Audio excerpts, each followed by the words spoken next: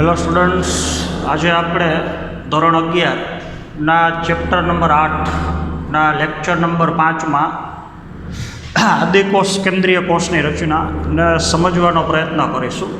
તો ગયા પીરિયડમાં આપણે વાત કરી એ પ્રમાણે કોષ કેન્દ્રના વિકાસ ઉપરથી કોષો બે પ્રકારના છે. એક આદિકોષ કેન્દ્રીય કોષ એટલે કે પ્રાથમિક કક્ષાનો કોષ, અને એક સુકોષ કેન્દ્રીય કોષ એટલે કે વિકાસની દૃષ્ટિએ ઉચ્ચ કક્ષાનો કોષ. અને જેમાંથી આજે આપણે આદિકોષ કેન્દ્રીય કોષની રચના આપણે સમજવાની છે. તો આદિકોષ કેન્દ્રીય કોષનું સૌથી અગત્યનું લક્ષણ જે તમે જાણો છો કે જે કોષના કોષ કેન્દ્રમાં કોષ કેન્દ્ર પટલ ગેરહાજર હોય, એટલે કે કોષ કેન્દ્ર ખુલ્લું હોય, એનું જનીનદ્રવ્ય અથવા ડીએનએ જે પટલથી આવૃત ન હોય, અનાવૃત હોય, તો એવા કોષને આપણે પ્રાથમિક કક્ષાનો કોષ એટલે કે આદિકોષ કેન્દ્રીય કોષ અથવા જેને આપણે ઇંગ્લિશમાં પ્રોકેરિયોટિક કોષ કહીએ છીએ. તો સૌથી પહેલાં તો આપણે આદિકોષ કેન્દ્રીય કોષના થોડાક ઉદાહરણ સમજવાના છે. તો આપણને ખબર છે પૃથ્વી ઉપરની બેક્ટેરિયાની બધી જાતિ એટલે કે બધા પ્રકારના બેક્ટેરિયા નિમ્ન કક્ષાના હોય કે ઉચ્ચ કક્ષાના હોય, એટલે કે આર્કી બેક્ટેરિયા હોય કે યુ બેક્ટેરિયા હોય, બધા બેક્ટેરિયા જે આદિકોષ કેન્દ્રીય કોષ છે એમાં પૃથ્વી ઉપરની બધી લીલ, ખાસ કરીને નીલહરિત લીલ, સામાન્ય લીલ નહીં પણ નીલહરિત લીલ, જેને ઇંગ્લિશમાં તમે બ્લુ ગ્રીન આલ્ગી કહી શકો. તો બ્લુ ગ્રીન આલ્ગી એટલે ગુજરાતીમાં કહીએ છીએ આપણે નીલહરિત લીલ, અથવા એનું બીજું નામ છે સાયનો બેક્ટેરિયા, જે પણ એક આદિકોષ કેન્દ્રીય કોષનું ઉદાહરણ છે. અને આગળના પીરિયડમાં વાત કરી એ પ્રમાણે માઇકોપ્લાઝમા કોષ, અથવા એનું એક ઉદાહરણ પ્લુરોનિમોનિયા લાઇક ઓર્ગેનિઝમ પીપીએલઓ. તો આ ત્રણ પ્રકારના કોષોનો સમાવેશ જે આદિકોષ કેન્દ્રીય કોષમાં થાય છે. એમાં થોડીક આપણે માઇકોપ્લાઝમા કોષની વાત કરવાની છે. તો જે કોષ થોડો તમારા માટે નવો છે. તો 1898ની અંદર બે વૈજ્ઞાનિકોએ ભેગા મળી અને જે ન્યુમોનિયાના દર્દી હતા, ખાસ કરીને પ્રાણીઓ કે જેની અંદર ન્યુમોનિયા રોગ હતો, તો ન્યુમોનિયા રોગ ધરાવતા પ્રાણીના ફેફસાની અંદર જે પ્રવાહી હોય અને જે પ્રવાહીની અંદર માઇકોપ્લાઝમા કોષનું સૌથી પહેલું અવલોકન કર્યું. તો માઇકોપ્લાઝમા કોષ આદિકોષ કેન્દ્રીય કોષ છે, પણ જેમાં મોટા ભાગે કોષ દિવાલ ગેરહાજર હોય છે અથવા એકદમ ઓછો વિકાસ પામેલી કોષ દિવાલ હોય છે. જ્યારે ઉપરના બંને કોષો જેને આપણે બેક્ટેરિયા અને નીલહરિત લીલ કહીએ છીએ, જે બંને કોષોની અંદર કોષ દિવાલ હાજર હોય છે, તો માઇકોપ્લાઝમા કોષની અંદર કોષ દિવાલ ગેરહાજર છે. અને જે બાબતમાં માઇકોપ્લાઝમા કોષ બેક્ટેરિયા અને નીલહરિત લીલ કરતાં રચનાની દ્રષ્ટિએ થોડાક અલગ છે. તો આવા નિમ્ન કક્ષાના કોષને આપણે માઇકોપ્લાઝમા કહીએ છીએ, અને જેનું એક ઉદાહરણ પીપીએલઓ કોષ છે. બીજી અગત્યની વસ્તુ, સુકોષ કેન્દ્રીય કોષ કરતાં આદિકોષ કેન્દ્રીય કોષ જે કદમાં નાના છે. આપણે ગયા પીરિયડમાં વાત કરી હતી અલગ અલગ પ્રકારના કોષોનું કદ અલગ અલગ હોય છે. તો સુકોષ કેન્દ્રીય કોષ જે કદમાં મોટા છે અને એના કરતાં આદિકોષ કેન્દ્રીય કોષ જે કદમાં નાના છે. બીજી અગત્યની વસ્તુ, સુકોષ કેન્દ્રીય કોષની જટિલતા વધારે છે. આપણને ખબર છે સુકોષ કેન્દ્રીય કોષના કોષરસમાં પટલયુક્ત અંગિકાય હોઈ શકે અને પટલ વિહીન અંગિકાય હોઈ શકે. તો આદિકોષ કેન્દ્રીય કોષની રચના એટલી બધી જટિલ નથી. તો સુકોષ કેન્દ્રીય કોષ કરતાં આદિકોષ કેન્દ્રીય કોષનું કોષ વિભાજન ઘણું બધું વધારે ઝડપી છે. તો જે કોષ રચનાની દ્રષ્ટિએ સરળ હોય, જેની અંદર અંગિકાની સંખ્યા ઓછી હોય, તો એ કોષમાં કોષરસ વિભાજનની પ્રક્રિયા જે ઝડપથી થતી હોય, અને જેના લીધે આદિકોષ કેન્દ્રીય કોષ કરતાં સુકોષ કેન્દ્રીય કોષનું કોષ વિભાજન એકદમ ઝડપી છે. તો આદિકોષ કેન્દ્રીય કોષ કદમાં નાના છે, પણ સુકોષ કેન્દ્રીય કોષ કરતાં એનું કોષ વિભાજન વધારે ઝડપી છે. બીજી અગત્યની વસ્તુ, જેમાં સુકોષ કેન્દ્રીય કોષો કદમાં અલગ અલગ પ્રકારના છે, આકારમાં અલગ અલગ પ્રકારના છે, એમ આદિકોષ કેન્દ્રીય કોષો પણ કદમાં અલગ અલગ પ્રકારના છે અને આકારમાં અલગ અલગ પ્રકારના છે.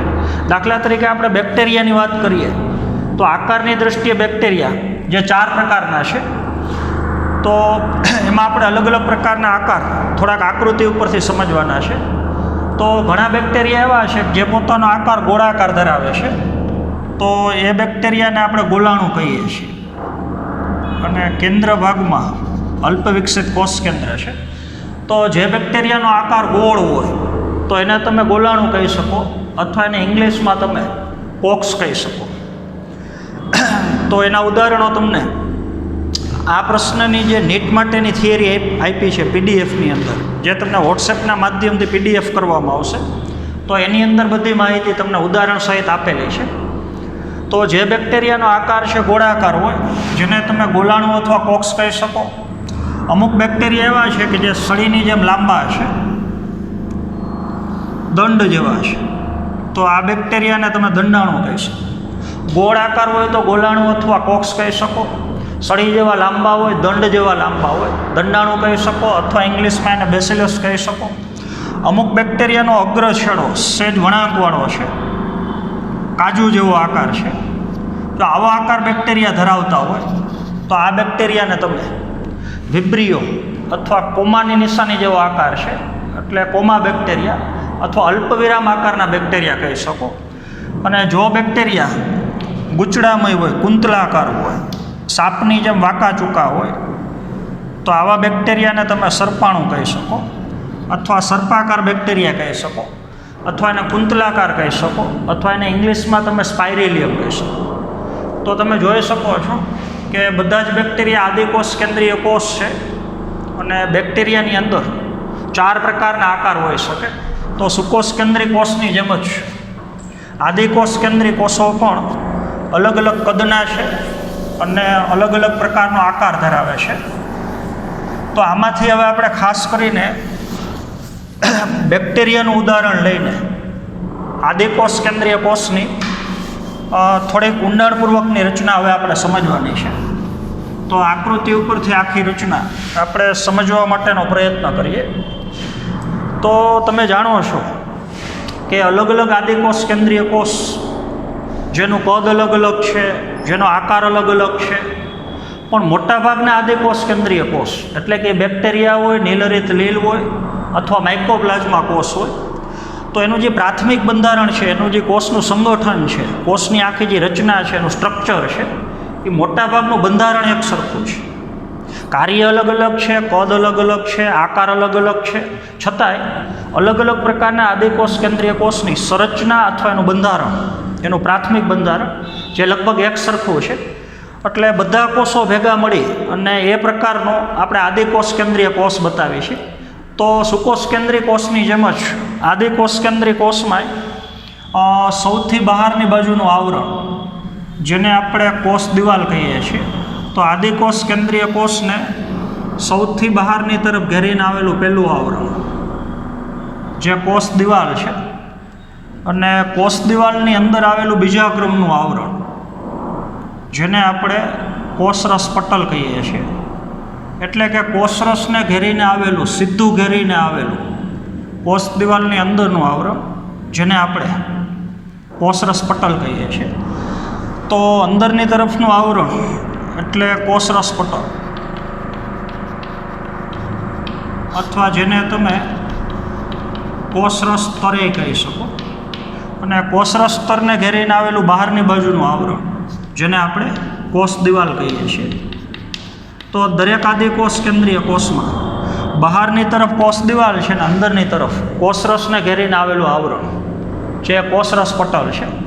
અને કોષરસ પટલની અંદર આવેલો સમગ્ર પ્રવાહી વિસ્તાર અર્ધ તરલ પ્રવાહી, તો આપણે જેમ સુકોષ કેન્દ્રીય કોષમાં જોયું એ જ પ્રમાણે અંદરની તરફનું આખું અર્ધ પ્રવાહી, અર્ધ તરલ પ્રવાહી, અને જે ભાગને આપણે કોષરસ કહીએ છીએ. તો તમે જાણો છો સુકોષ કેન્દ્રીય કોષ હોય તો સુકોષ કેન્દ્રીય કોષના કોષરસમાં પટલમય અંગિકાઓ હાજર છે અને પટલ વિહીન અંગિકાઓ હાજર છે. દાખલા તરીકે કણાભસૂત્ર, ગોલ્ગિકા, અંતઃકોષરસાળ, લાઇસોઝોમ, રસધાની, હરિતકોણ, તો આ બધી અંગિકાઓ પટલમય અંગિકા છે.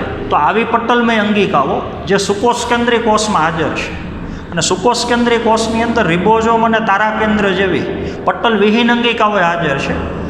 પરંતુ આદિકોષ કેન્દ્રીય કોષની અંદર ફક્ત પટલ વિહીન અંગિકા, અને એમાંય ખાસ કરીને ફક્ત રિબોઝોમ હાજર છે.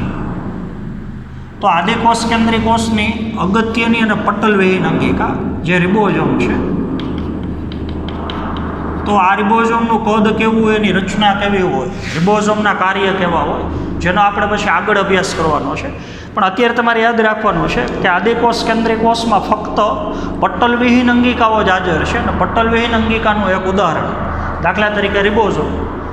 તો કોઈપણ પ્રકારની પટલયુક્ત અંગિકા જે આદિકોષ કેન્દ્રીય કોષની અંદર ગેરહાજર છે. બીજું, આદિકોષ કેન્દ્રીય કોષની અંદર પટલમાંથી નિર્માણ પામેલી એક રચના, અને જે અંગિકાને અથવા જે રચનાને આપણે મેસોઝોમ્સ કહીએ છીએ. તો અત્યારે આપણે કોષરસ પટલમાંથી નિર્માણ પામેલી જે રચના દર્શાવીએ છીએ અને જે રચનાને આપણે મેસોઝોમ્સના નામથી ઓળખીએ છીએ. તો તમે જોઈ શકો છો કે મેસોઝોમ્સ નામની રચના જે કોષરસ પટલનું અંદરની તરફ અંતર્વલન થવાથી સર્જાય છે. જો કોઈ પટલ અંદરની તરફ આ વળાંક લેતું હોય, ગૂંચળામય બનતું હોય, તો એને અંતર્વલન કહેવાય. તો કોષરસ પટલના અંતર્વલનથી, એટલે કે કોષરસ પટલનું અંદરની તરફ વિસ્તરણ થવાથી, અંદરની તરફ કોષરસ પટલનું વિભેદન થવાથી નિર્માણ પામેલી રચના, અને જે રચનાને આપણે મેસોઝોમ્સ કહીએ છીએ. તો મેસોઝોમ્સ જે આદિકોષ કેન્દ્રીય કોષનું સૌથી અગત્યનું લક્ષણ છે. મેસોઝોમ્સનું બીજું નામ કોન્ડ્રીઓઇડ્સ કહી શકો. તો મેસોઝોમ્સ નામની અંગિકા જે આદિકોષ કેન્દ્રીય કોષની અગત્યની લાક્ષણિકતા છે, જેનું સૌથી પહેલું સંશોધન એફ જેમ્સ નામના વૈજ્ઞાનિકે કરેલું છે.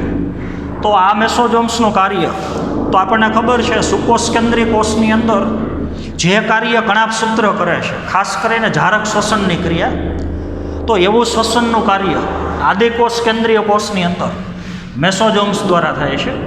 તો મેસોઝોમ્સના શ્વસન ઉપરાંતના ઘણા બધા કાર્ય છે, પણ સૌથી પહેલાં આપણે સમજીએ કે આદિકોષ કેન્દ્રીય કોષની અંદર કોષરસ પટલનું અંતર્વલન થવાથી, એનું વિભેદન થવાથી જે મેસોઝોમ્સ સર્જાયેલા છે, જે સ્થાન ઉપરથી બે પ્રકારના છે.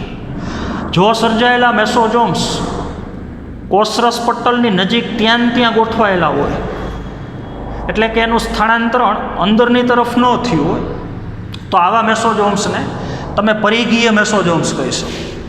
અને જે પરિઘીય મેસોઝોમ્સ છે, કોષમાં પરિઘવર્તી વિસ્તારમાં ફરતી બાજુ મેસોઝોમ્સ ગોઠવાયેલા છે કોષરસ પટલની નજીક, તો જેનું મુખ્ય કાર્ય શ્વસન સંબંધિત કાર્ય છે. એવી જ રીતથી મેસોઝોમ્સમાંથી સ્ત્રાવ પામતા ઉત્સેચકો જે કોષ દિવાલનું નિર્માણ કરે છે.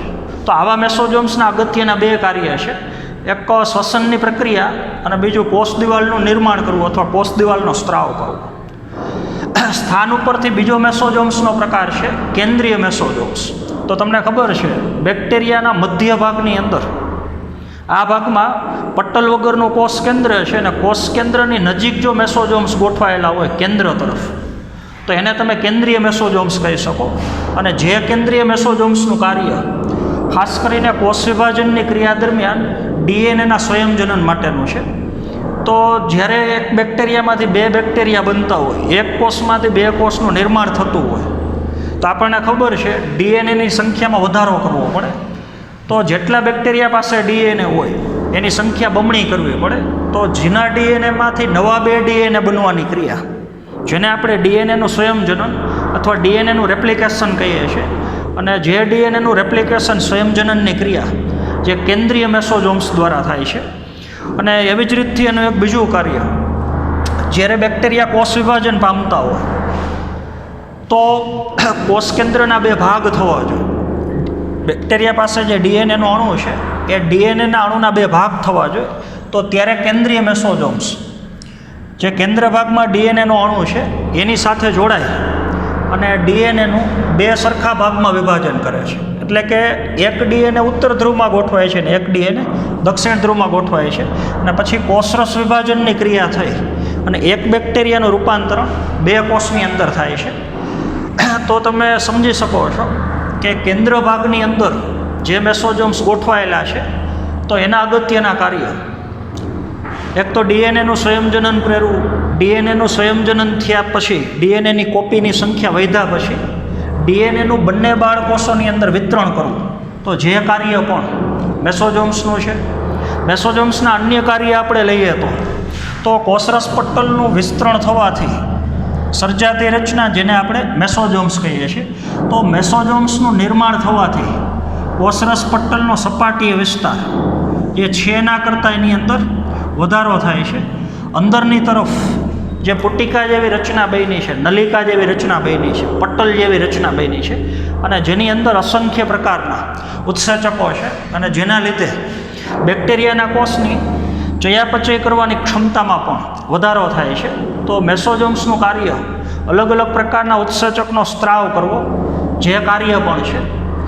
તો અત્યારે આપણે જે અંગિકાની રચના સમજ્યા અને એ અંગિકા અથવા રચનાને આપણે મેસોઝોમ્સ કહીએ છીએ અને મેસોઝોમ્સના એક જ બેક્ટેરિયાના કોષની અંદર સ્થાન ઉપરથી કાર્ય જે અલગ અલગ પ્રકારના છે. ત્યારબાદ આપણે વાત કરીએ બેક્ટેરિયાનું કોષ કેન્દ્ર.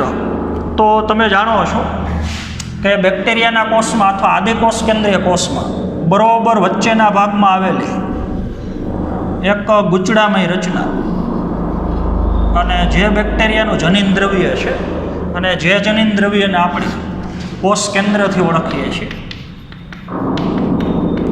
તો આના ઘણા બધા નામ છે. બેક્ટેરિયાના કોષમાં મધ્યમાં આવેલો ભાગ જેને કોષ કેન્દ્ર કહી શકો, અથવા જેને પ્રાથમિક કક્ષાનું અથવા જેને પ્રારંભિક કોષ કેન્દ્ર કહી શકો, અથવા એને તમે જનીન ઘરે કહી શકો,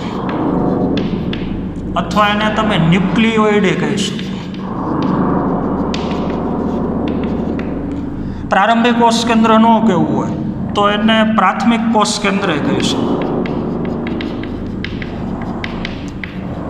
તો સુકોષ કેન્દ્રીય કોષના કોષ કેન્દ્ર કરતાં આદિકોષ કેન્દ્રીય કોષનું કોષ કેન્દ્ર જે અલ્પ વિકસિત છે, ખાસ કરીને કોષ કેન્દ્ર અથવા એનું જનીન દ્રવ્ય અથવા એનું ડીએનએ અને જેની ફરતી બાજુ કોષ કેન્દ્ર પટલ નામનું આવરણ જે ગેરહાજર છે.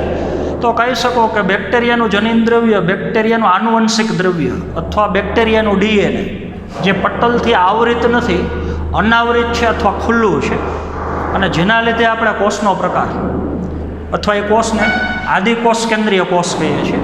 તો જે કોષના કોષ કેન્દ્રમાં ફરતી બાજુ કોષ કેન્દ્ર પટલ ગેરહાજર હોય, જેનું જનીન દ્રવ્ય ખુલ્લું હોય, ડીએનએનો અણુ છે અનાવૃત હોય, તો એવા કોષને આપણે આદિકોષ કેન્દ્રીય કોષ કહીએ છીએ. તો કોષ કેન્દ્રની અંદર ડીએનએનો અણુ અથવા એનું જનીન દ્રવ્ય કઈ રીતથી ગોઠવાયેલું છે અને જે રચના થોડીક આપણે સમજવાની છે. તો અત્યારે આકૃતિ પ્રમાણે તમે જોઈ શકો છો કે બેક્ટેરિયાના કોષના કોષ કેન્દ્રમાં તમને રંગસૂત્ર જેવી રચના દેખાતી નથી. તો આદિકોષ કેન્દ્રીય કોષની અંદર કોષ કેન્દ્રમાં ડીએનએના અણુની ગોઠવણી જે ખરેખર રંગસૂત્રમાં થયેલી નથી. તો આખો ડીએનએનો અણુ સળંગ એક રંગસૂત્ર જેવો છે. એટલે કોષ કેન્દ્રમાં જે ડીએનએનો અણુ છે એને તમે એકલ રંગસૂત્ર કહી શકો. પણ જે એકલ રંગસૂત્ર અથવા ડીએનએનો અણુ છે જે વાસ્તવિક રીતે ખરેખર ગોળાકાર છે. ડીએનએના કોઈ પણ બે ભાગ જેને પકડીને આમ ખેંચવામાં આવે તો આખો ડીએનએનો અણુ જે વાસ્તવિક રીતે તમને ગોળાકાર દેખાશે. તો આખી ડીએનએના અણુની રચના જે ગોળાકાર છે અને ડીએનએના અણુની અંદર પોલીન્યુક્લિયોટાઇડની બે શૃંખલા છે. એટલે કે બે શૃંખલાવાળો આખો ડીએનએનો અણુ છે. જો આ ડીએનએના અણુને પકડી અને આમ ગૂંચળું વારવામાં આવે તો એ પ્રકારની રચના અત્યારે આપણે અહીંયા દર્શાવેલી છે. તો કોષ કેન્દ્રની અંદર ડીએનએનો અણુ દેખાય છે આપણને આખો ગૂંચળામય, પણ ખરેખર એ ડીએનએનો અણુ વલયાકાર અથવા એકદમ ગોળાકાર ડીએનએનો અણુ છે. તો ડીએનએનો અણુ ગૂંચળામય તો છે જ, અને એ ગૂંચળાને જોડી રાખવા માટે ભેગું બિન હિસ્ટોન પ્રોટીન આવેલ છે. તો એના કોષ કેન્દ્રમાં અગત્યના બે ઘટકો છે. એક વલયાકાર ડીએનએ છે, અને વલયાકાર ડીએનએ જ્યારે ગૂંચળામય બને તો એ ગૂંચળાની ગળીને જોડી રાખવા માટે ભેગું બિન હિસ્ટોન પ્રોટીન છે. તો ડીએનએ પ્લસ બિન હિસ્ટોન પ્રોટીન અને બે ઘટકો ભેગા મળી અને બનેલું અનિયમિત આકારનું ગૂંચળામય આખી રચના જેને આપણે કોષ કેન્દ્ર અથવા જેને આપણે પ્રારંભિક કોષ કેન્દ્ર અથવા પ્રાથમિક કોષ કેન્દ્ર અથવા જેને આપણે જનીન ઘર અથવા જેને આપણે ન્યુક્લિયોઇડ કહીએ છીએ. તો ન્યુક્લિયોઇડ અથવા કોષ કેન્દ્રની અંદર રાસાયણિક દ્રષ્ટિએ અગત્યના બે ઘટકો છે. એક ગોળાકાર ડીએનએ છે અને ભેગું બિન હિસ્ટોન પ્રોટીન છે. તો આ આપણે વાત કરીએ આદિકોષ કેન્દ્રીય કોષના કોષ કેન્દ્રની. તો બેક્ટેરિયાના કોષમાં અથવા આદિકોષ કેન્દ્રીય કોષમાં કોષ કેન્દ્રની અંદર તો ગોળાકાર ડીએનએ છે જ, પણ અમુક બેક્ટેરિયાની જાતિઓ એવી છે કે જે બેક્ટેરિયાની જાતિમાં કોષ કેન્દ્રની અંદર જે એકલ રંગસૂત્ર છે, ગોળાકાર ડીએનએ છે, એની બહારની બાજુ બીજું એક નાનું વધારાનું ગોળાકાર ડીએનએ છે.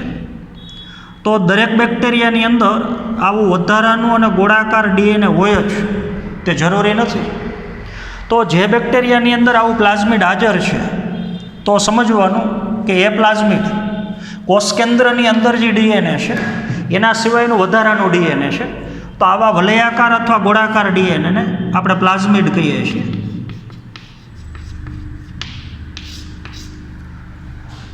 તો ડીએનએનું કાર્ય તમને ખબર છે કે એક જ ડીએનએમાં ઘણા બધા જનીનો છે અને અલગ અલગ પ્રકારના જનીનો જે કોષની અંદર અલગ અલગ ક્રિયાઓનું નિયમન કરે છે. તો મોટાભાગના જનીન જે કેન્દ્રમાં ડીએનએ આવેલું છે એમાં છે, પણ અમુક પ્રકારના જનીન જે કોષ કેન્દ્રની બહાર વધારાનું ડીએનએ છે એની અંદર હાજર છે.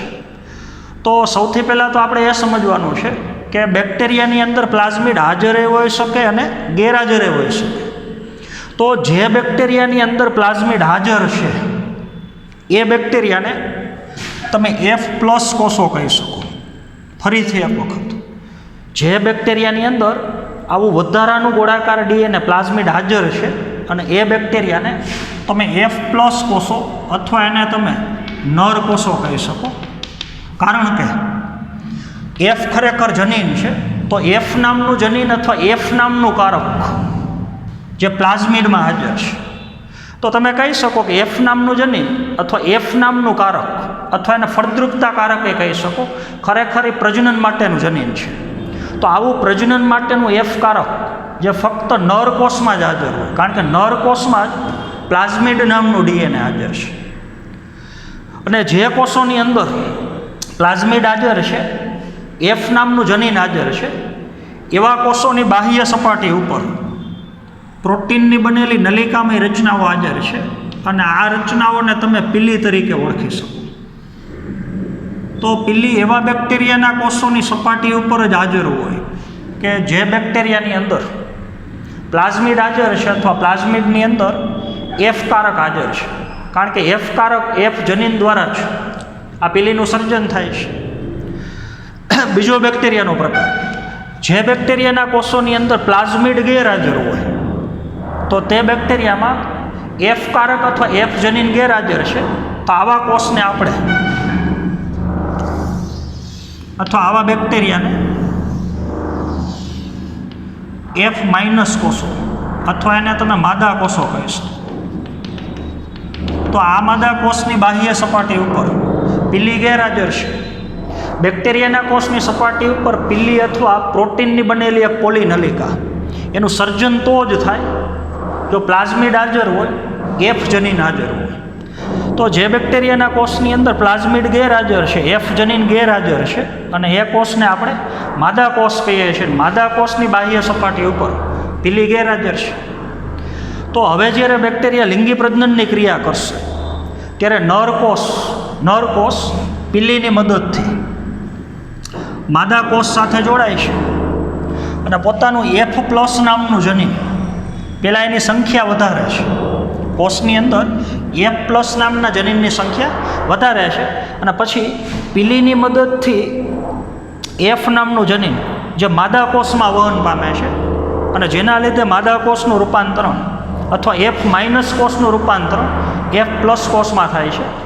તો આવી જ રીતથી બે બેક્ટેરિયાની પીલી દ્વારા જોડાવાની ક્રિયા અને જનીન દ્રવ્યની આપ-લે કરવાની ક્રિયા, અને જે ક્રિયાને આપણે સંયુગ્મનની ક્રિયા કહીએ છીએ, તો સંયુગ્મનની ક્રિયામાં ભાગ ભજવતી નલિકામય રચના જેને આપણે પીલી કહીએ છીએ. તો તમે સમજી શકો છો કે જે બેક્ટેરિયાની અંદર આવું પ્લાઝમિડ હાજર છે એવા કોષને આપણે F+ કોષ કહીએ છીએ, અને જે બેક્ટેરિયાની અંદર આવું પ્લાઝમિડ ગેરહાજર છે એવા કોષને આપણે માદા કોષ અથવા F- કોષ કહીએ છીએ. અને F- કોષનું રૂપાંતરણ F+ કોષમાં F+ કોષ અથવા નર કોષની મદદથી થાય છે. તો આજે આપણે બેક્ટેરિયાની થોડીક સામાન્ય રચના, આદિકોષ કેન્દ્રીય કોષની સામાન્ય રચનાનો અભ્યાસ કર્યો. તો હજી આપણે આદિકોષ કેન્દ્રીય કોષની અંદર ઘણી બધી રચનાઓ છે જે સમજવાની બાકી છે. તો હજી એક થોડીક આપણે રચનાનો અભ્યાસ કરીએ. જો આદિકોષ કેન્દ્રીય કોષની અંદર બેક્ટેરિયા સિવાયનો પ્રકાર, દાખલા તરીકે નીલહરિત લીલ સાયનોબેક્ટેરિયા અથવા બીજી એ બેક્ટેરિયા હોય, તો નીલહરિત લીલના કોષોની અંદર આ જે કોષરસ પટલ છે એ કોષરસ પટલનું અંદરની તરફ અંતર્વલન થવાથી ગોળાકાર પુટિકાઓનું સર્જન થાય છે. અને જે ગોળાકાર પુટિકાઓને તમે ક્રોમેટોફોર કહી શકો અથવા એને વર્ણકોષાશયો કહી શકો. તો આ ક્રોમેટોફોર જે બનેલા છે અને જેની અંદર પ્રકાશ સંશ્લેષણ કરવા માટેનું રંજક દ્રવ્ય છે, તો સુકોષ કેન્દ્રીય કોષની અંદર હરિતકણ જેમ પ્રકાશ સંશ્લેષણનું કાર્ય કરે છે, એમ નીલહરિત લીલની અંદર પ્રકાશ સંશ્લેષણનું કાર્ય આ વર્ણકોષાશયો અથવા ક્રોમેટોફોર દ્વારા થાય છે. અને આ ક્રોમેટોફોર નામની રચના જે કોષરસ પટલનું અંદરની તરફ અંતર્વલન, એટલે કે અંદરની તરફ કોષરસ પટલ વળાંક લેવાથી આ રચના બને છે. અને જે રચનાનું કાર્ય પ્રકાશ સંશ્લેષણની ક્રિયા માટેનું છે. તો આદિકોષ કેન્દ્રીય કોષની અંદર કોષની ફરતી બાજુ જે આવરણ આવેલા છે, અંદર કોષરસ પટલ છે, એની બહાર કોષ દિવાલ છે. બેક્ટેરિયાનો કોષ હોય તો હજી એક સૌથી બહારની બાજુ ત્રીજા ક્રમનું આવરણ હાજર છે, જેને આપણે કેપ્સ્યુલ કહીએ છીએ. તો કેપ્સ્યુલ એટલે શું, એના કાર્ય કેવા છે, કેપ્સ્યુલ કેવા રસાયણનું બનેલું છે, કોષ દિવાલનું રાસાયણિક બંધારણ કેવું છે, એના કાર્ય કેવા છે, કોષરસ પટલનું રાસાયણિક બંધારણ કેવું છે, એના કાર્ય કેવા છે. તો આ બધી રચનાઓનો અભ્યાસ જે ખાસ કરીને આપણે આદિકોષ કેન્દ્રીય કોષની રચના જે આપણે આગળ સમજવાની છે, એટલે કે આવતા પિરિયડમાં આપણે એનો અભ્યાસ કરશું. તો આદિકોષ કેન્દ્રીય કોષની અડધી રચના આજે આપણે પૂરી કરેલી છે. તો આદિકોષ કેન્દ્રીય કોષમાં ફરતી બાજુ જે કોષીય આવરણો છે, 3 પ્રકારના આવરણો, તો એનું બંધારણ અને એના કાર્ય, તો જેની ચર્ચા આપણે આવતા પિરિયડમાં વધારે કરવાની છે. તો આદિકોષ કેન્દ્રીય કોષની રચનામાં આજે આપણે આટલું જ રાખશું. Thank you.